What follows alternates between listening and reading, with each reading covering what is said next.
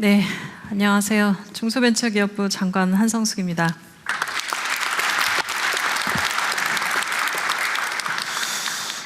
제가 오늘 맡은 키워드는 혁신입니다. 올해 초에 중소기업계가 정했던 것들의 키워드들이 스스로 튼튼하게 잘 해나가자라고 정하셨던 걸로 알고 있습니다. 그 부분에서 정부의 역할도 있고 또 기업들이 하셔야 될 역할들도 있고, 오늘은 저희가 굉장히 짧은 시간이지만 말씀드리면서 한번 방향에 대해서 논의해 보겠습니다.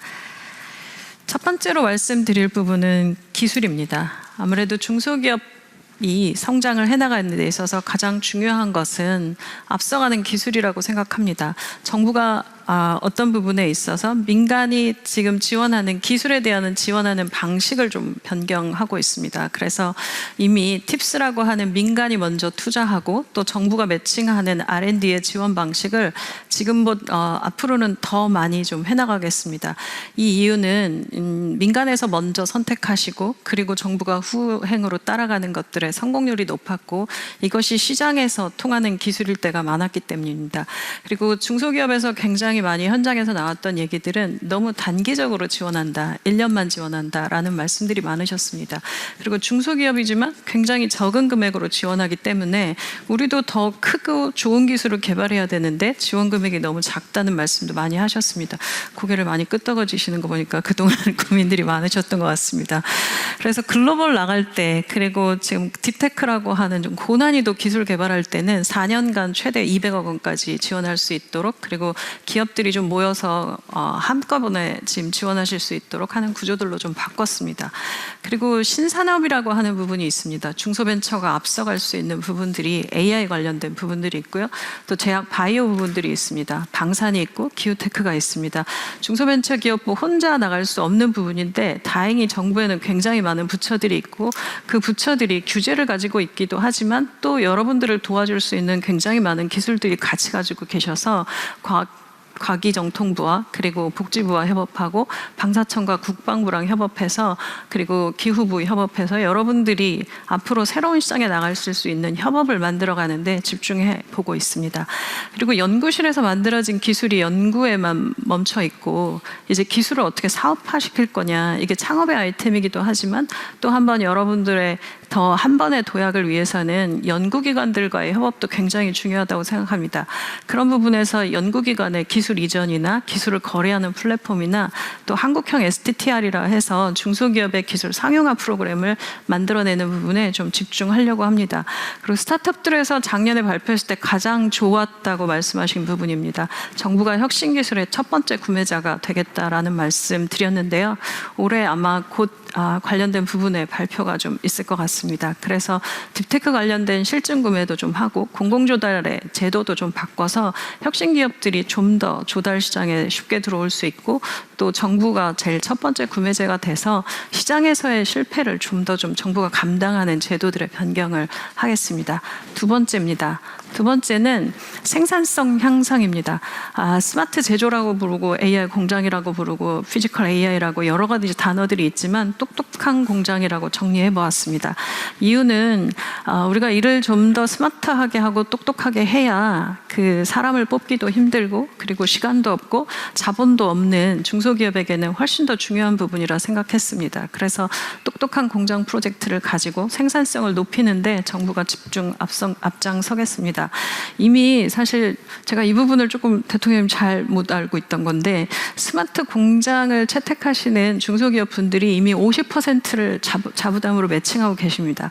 그래서 이 정도의 감당하신 결과가 어떻게 나타나냐면 생산성, 매출액, 품질, 고용, 원가, 산업재해 모두 다 떨어질 것들은 떨어지고 올라갈 것들은 올라갑니다. 우수 사례로 예그리나뿐만 아니라 앞에 계신 하나금속 대표님도 오시고 모두 다 생산성이 굉장히 많이 빠르게 올라가고요. 불량률 떨어집니다.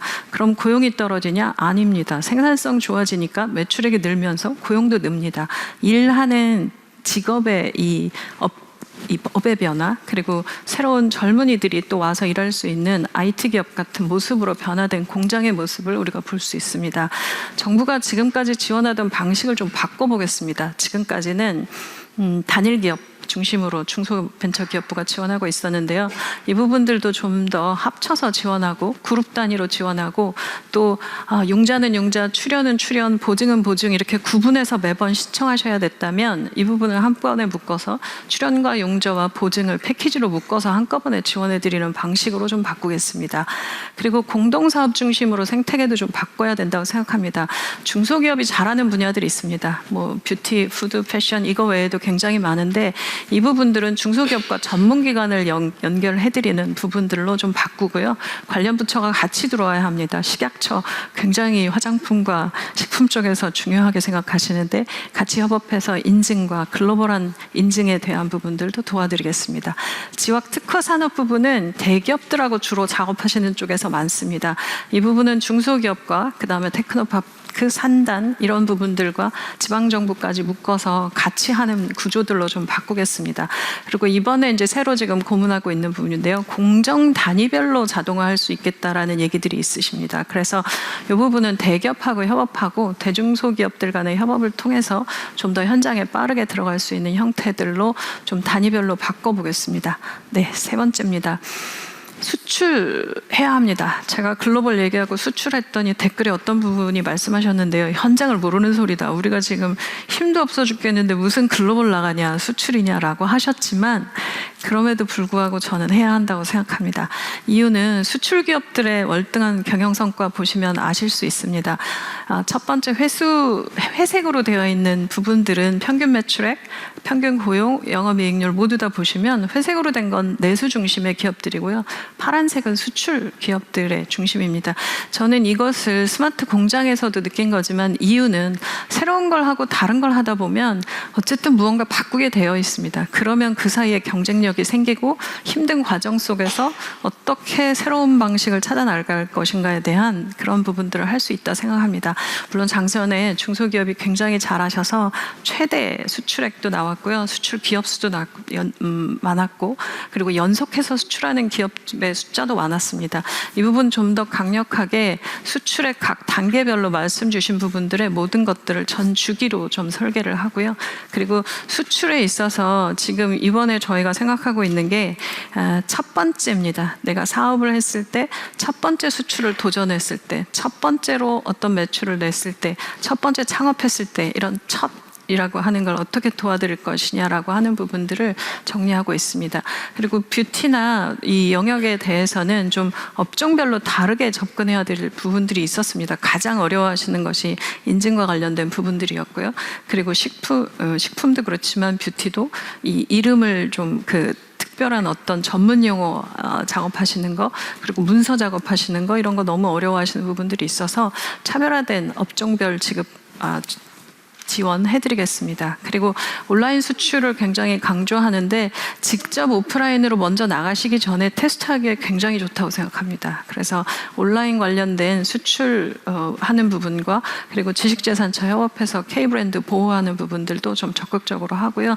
그리고 데이터 센터나 소프트웨어 현지화 그리고 정부가 가지고 있는 코트라나 중소벤처기업부가 가지고 있는 여러 해외 중진공의 여러 그 해외 거점들을 한꺼번에 다시 쓸 수 있도록 좀 정보를 공개해 드리도록 하겠습니다. 마지막입니다. 모두의 성장을 함께 만들어 가겠습니다. 지금까지 말씀드린 것처럼 R&D, 수출, 그리고 마지막 뭐였죠?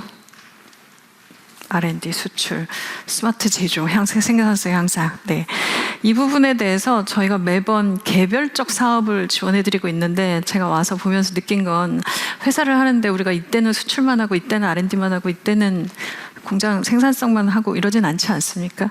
그래서 점프업 프로그램이라는 거가 지금 진행되고 있는데요. 이걸 좀 더 확대해 보겠습니다. 중소기업이 중견기업을 다도록 하는 부분들입니다. 그래서 신시장, 산업 진출하실 때 종합적으로 지원해 드리는 거고 중소기업 같은 경우는 저는 대기업이 잘 쓰고 있는 게 좋은 스텝 조직들, 좋은 컨설팅 조직들 그리고 좋은 전문가들과 일할 수 있는 환경 속에 있다는 것도 굉장히 강점입니다. 그래서 저 점프업 프로그램에서 전문가 컨설팅 조직들을 넣어서 한번 같이 협업을 하면서 지금 데이터를 보고 있는데 좋은 결과 나오고 있습니다. 그래서 이런 부분들을 좀 더 지원해 드리고 그리고 정부 보조는 7.5억이지만 기업이 결심할 부분들은 융자 보증 합쳐서 저희가 3년 동안 얼마쯤 쓰시나 봤더니 130억쯤 쓰시고 계십니다. 그래서 이 프로그램을 좀 더 정교화하고 여기서 좋은 성과 나신 그 기업들에게는 인센티브 드리듯이 더 좋은 지원을 해드리는 구조들로 좀 바꾸려고 합니다. 그리고 지역 중소기업은 무조건 더 많은 것들을 받아가실 수 있도록 제도 정비하고 있습니다. 비수도권의 지원 목표제 운영하고요. 창업에 있어서도 지역 거점 창업도시를 지금 설계하고 있습니다. 그래서 우선 4대 과기원 중심의 창업도시와 그리고 각 지역의 창조경제혁신센터를 중심으로 한 로컬 창업 지역 거점들 준비하고 있습니다. 그리고 공정위원장님이 더 많이 말씀하시겠지만 대중소기업이 함께하는 부분에 있어서 다양한 생태계를 만드는 데 집중하겠습니다. 그래서 지금까지 있던 그 동반성장 지수 관련된 부분에 온라인 플랫폼이나 방산이나 은행 관련된 부분들 그리고 대기업과 스타트업 개방형 혁신하는 것 집중하고 그리고 성과를 공유할 수 있는 여러 제도들을 유관 관련 부처들과 적극적으로 협조해서 모두의 성장을 만드는데 적극적으로 중소벤처기업부도 나서겠습니다. 모두의 시작을 그리고 모두의 성공을 응원합니다. 정부는 최선을 다하겠습니다. 감사합니다. 네, 장관님 감사합니다.